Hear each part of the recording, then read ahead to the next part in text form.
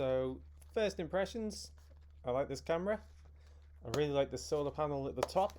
It keeps the battery nice and charged up. I don't have to rely on inserting batteries either. It's got its own little built-in power bank. Solar panel charges it up fully each day, so by evening when I went to set it up, full battery, which is nice.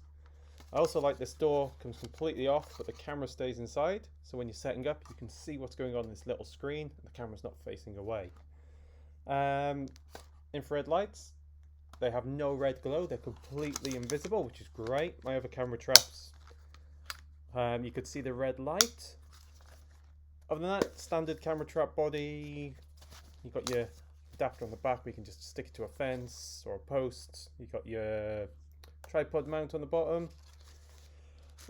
Video quality, as I'm going to show you in a minute, I really like. It's much better than my previous cameras. Much clearer, sounds a lot better. Less blur, I guess.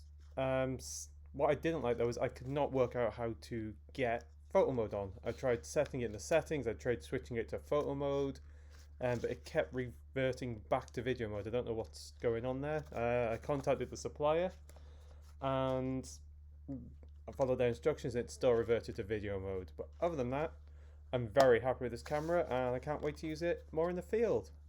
So enjoy a few of my captures. Didn't capture too much, mainly a few cats and magpies, blackbirds. No foxes this time, but hopefully next time we'll get some foxes or deer or badgers.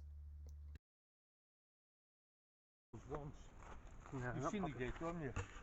I noticed it yesterday because this is my new camera trap I got sent. Solar powered. Because the other was what?